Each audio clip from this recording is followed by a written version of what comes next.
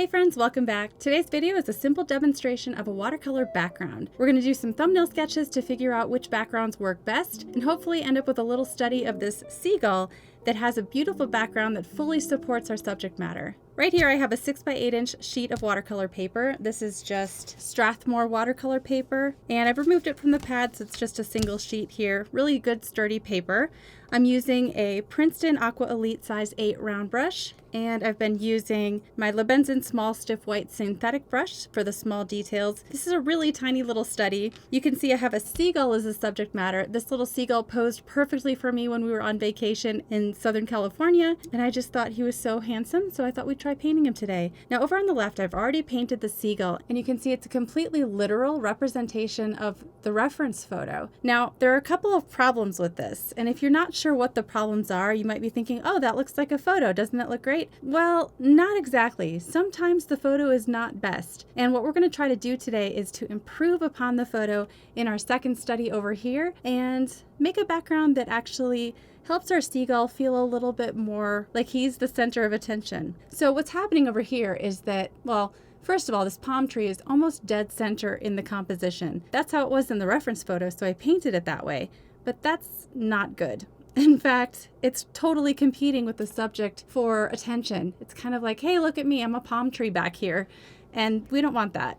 I also painted this building and the ocean, and there's this little path and some sand and grass. The placement of these shapes is not necessarily pointing to or supporting the structure of this painting. Even the harsh angle of this cement block that the seagull is sitting on is kind of just leading our eye off this way.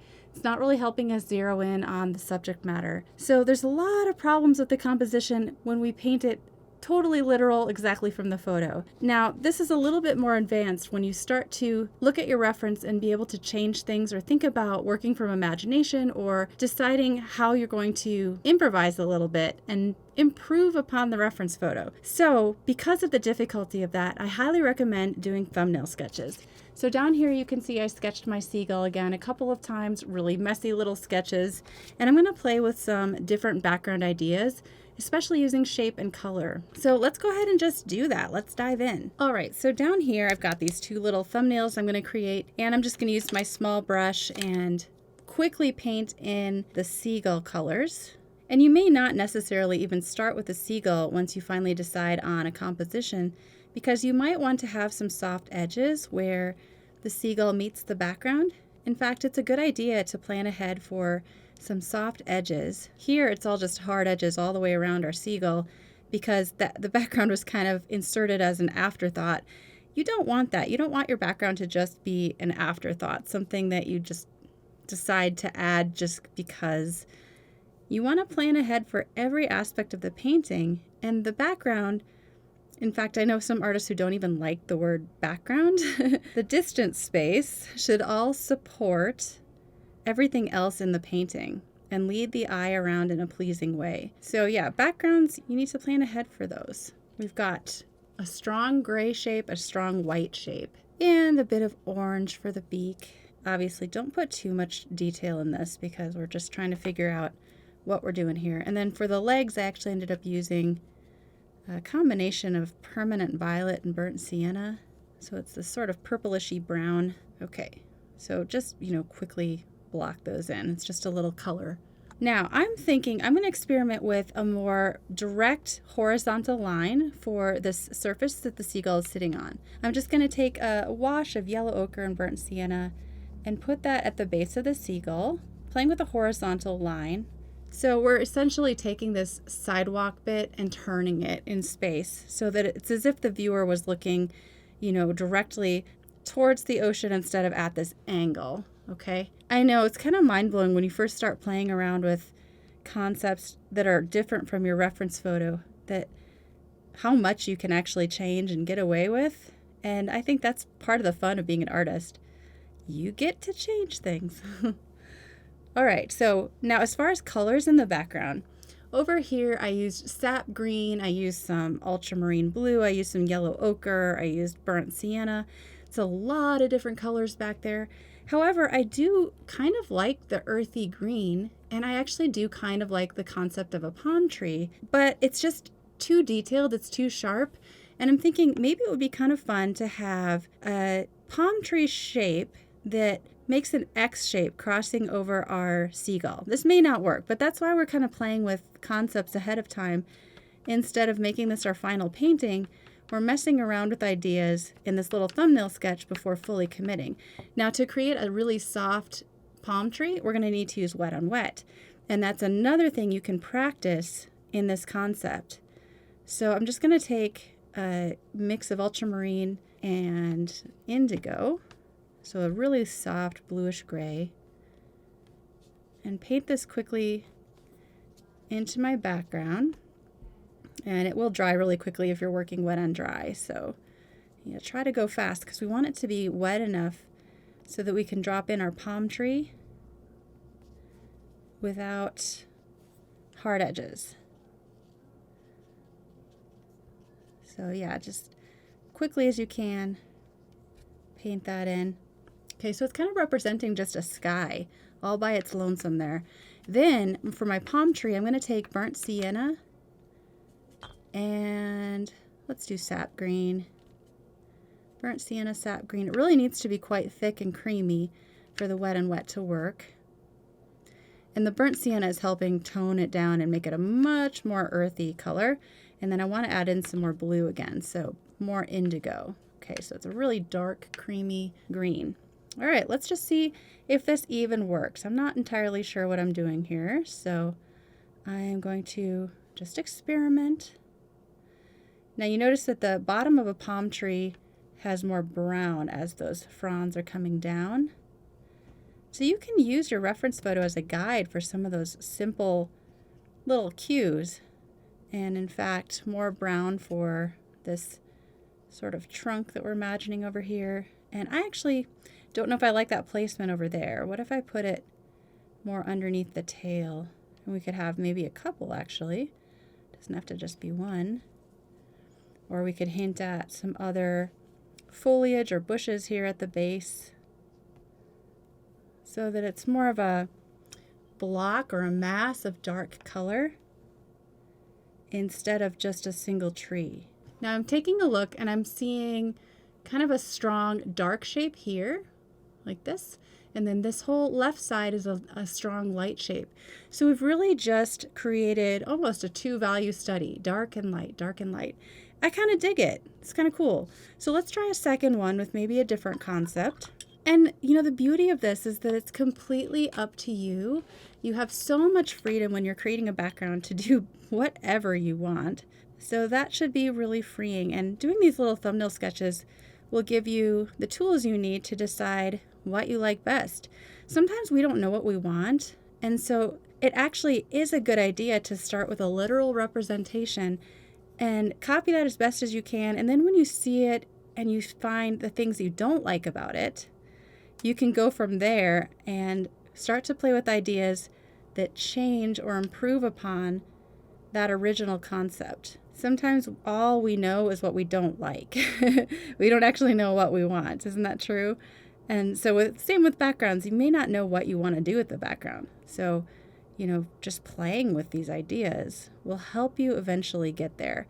And a lot of artists will do tons and tons of iterations before they finally settle on the composition that they like best. And this is why those paintings end up being so successful. It's because they experimented so much. Honestly, if you have the arrogance, and I've done this too, but to think that you can come out with an amazing, perfect painting straight out the gate on the first go without having done any concept studies, well, chances are you think it works and it actually doesn't, or you're going to be really, really disappointed. All right, so I painted my little seagull there again. Got to paint his legs one more time. Now for this concept, when I was here at La Jolla, I actually saw a lot of seagulls near the sea lions on the rocks. And so I'm going to actually pull up a reference image that has one of those rocks instead of the sidewalk, because it might look more natural and interesting to have my seagull maybe perched in front of the ocean on the cliff bank instead of on a sidewalk. So maybe we just take out all the man-made elements entirely and completely change it so that he's sitting on this cliff edge. So it looks like a more natural kind of bank here. And obviously the perspective is different because in this other reference photo I was sort of looking down at him instead of straight at him at eye level. But who knows, this could work. So for our ocean, instead of having tree shapes all foggy and blurry, why don't we try, again, sticking with our indigo, but maybe a tiny bit of turquoise as well, or marine blue, maybe suggesting some ocean back here. Or you could even decide to make it something with maybe 3 planes, like ocean next to sky and the ledge that he's sitting on. But I don't think I have enough space at the top by his head to really achieve that. So I'm going to go ahead and just fill it all in the same color. Now here at the ocean, what you could do is add or skip some little bits of white in the paper so that it really looks like water. And the color change here really is more water-like than this was, right? This was like a gray sky, like the day that we were there. This is more ocean. And then in this foreground where he's sitting, you can add some greenery so that it does look more like this natural kind of grassy, rocky surface that he was sitting on. And obviously having to make up these concepts from multiple photos is much more challenging than painting an exact copy of the photo. But ultimately, I think these are already stronger compositions than this one. This one, let's see. I wonder if the ground should still be lighter. I kind of like that about this one. So there are certain things you can pull from both and use in your final iteration. Let's play with different rock shapes. And if you're not sold on either of them, just do another thumbnail.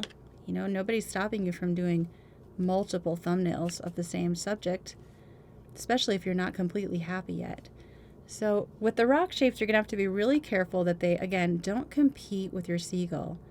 So let's try like a dark shadow shape here, and then maybe something kind of helping the neck of the bird stand out a little bit more. So maybe some rock shapes here, like in that reference photo that I'm showing you with the ocean behind the seagull. And I'm not sure if I'm sold on this, but let's just go with it for a minute. All right. Now, I don't really like either of those. So what I'm going to do now is do some sketches on paper, just in black and white. So I want my shapes to be more graphic, and we already know that the seagull here is going to be a couple of already preset values, right? We've got dark wing, dark tail, dark legs, although those don't even need to be an important part of the composition. What's important is this white shape and the dark shape. So the question becomes, in your background, what do you want your darks and whites to be shaped like? What shapes do you want to create? I could also play with that angled sidewalk one more time, but make it less harsh. Something a little bit more like that. And then with my background, if I'm blurring my eyes at all the studies I've done so far, I really love the idea of the white on the left, the lighter value being on the left here, and my dark value being over here. And this is going to give us opportunities for lost and found edges, especially where the dark meets the dark and the light meets the light, but while still preserving the shape of the seagull and letting it be the star of the show. So how do we accomplish that? Well, we can make the shapes first and then decide what we want them to be. So if I want a big dark shape to be over here, or even a little higher up next to the head, kind of connected with the body. Well, my pen just ran out of ink. Whoops, that one's blue. Oh well. Artist, and I don't have enough pens in my house. I mean, the definition of a composition is to create beautiful, pleasing shapes inside the bounds of a square or circle or whatever outer dimensions your composition is. So this one is looking more like that one, and I'm starting to lean more and more towards that. Now, if I liked the ocean concept, there's a few more problems I would need to work out to make that something that's actually doable. So once again, let's just draw our super loose, totally not detailed seagull shape here, looking more and more like a pigeon or goose or something. And then remember, dark shape for the wing and tail. Okay. And, we could even lower it and adjust his placement in the square, too. That can all change. All right, what if we played with having our darks on the left side instead of the right side? Could that be a possibility? I think so. What would we place over there? I'm not sure exactly.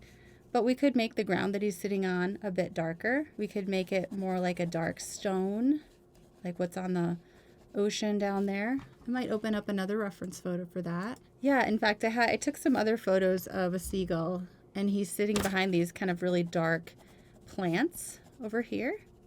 And behind him are some lighter colored rocks. So there's like this tan colored rock behind him, and I'm changing the shape of that too. And then the sand directly behind him. Or you could make that ocean water, in fact. So we could cover up his legs completely and make these light values behind him. So that could be an interesting shape. You might decide to bring the dark all the way up so it's overlapping him and kind of touching the dark of his wings right here, so that there's this kind of connected shape between those darks, and then maybe have some interesting cracks and features in the rock over here. Now this pen is dying too. Oh my goodness. Somebody get me a good pen. What are the odds of 2 pens running out of ink in the middle of a demo? Tiny demo at that. Okay, so yeah, here I could have some interesting rock shapes, creating a angle that's opposite of the angle of the seagull right here. And I could even extend like a dark shape and make a rocky crack right there that's a little more obvious even than what's in the reference photo.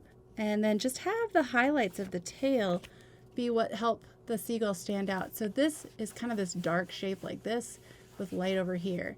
Both of these designs are quite graphic. So let's try, since this one is so much like that, let's try this concept over here in paint.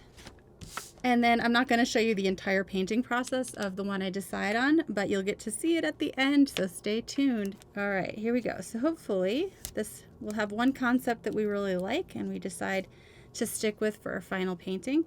This one is going to be, like I said, dark at the bottom and lighter at the top, opposite of what we had over here. And I want to try it out with paint first, just so I kind of get an idea of what that's going to feel like when I actually put paint to paper. So this will all be kind of this dark green grass stuff, green and dark red. And then I'm pulling some of these interesting rock shapes, cracks from that one reference photo that I have. The water of the ocean is actually going to come just behind his head and create a line right here. So this will all be rock shape, sort of a light tan, and then a really light blue for the ocean. Let's give it a try. So I'm going to stick with the same mix that I made earlier for that ocean. Let's make it a little lighter, and that stops right about there. Okay, and then we'll take our indigo for our seagull's body. At this point, if you've done enough studies, you kind of start to memorize what's going on, where the lights and darks are. You don't even need to look at your reference photo. I'm kind of just looking at my first painting right here too. Okay, so there's the tail. Now I don't really need to do the legs because we decided for this one we would try covering up the legs with plant life. Now try painting it all as a big mass for these studies, but try to make the color as close as you can to what you think you're going to use in the painting. And honestly, I probably should have done the yellow ochre first, but that's okay. So grass, plant life, maybe some reds thrown in there, some oranges, and then yellow ochre. This is still a light value, considered a light value for the final painting. And this may be too many competing colors too. So if you decide that it's just too much color, tone it back and neutralize the colors by adding the opposite color, mixing it in.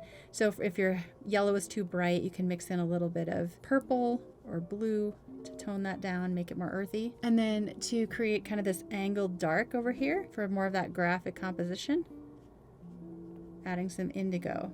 All right. That's a strong concept too, especially if you look at it from far away. You've got a really nice strong light over here, dark here.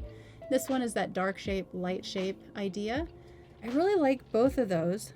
But I think for my final painting, I'm going to try this one because it does pull inspiration from both the sidewalk and the palm tree, like what are in our original photograph. But all three of these could technically work. So let's go ahead and paint our final image.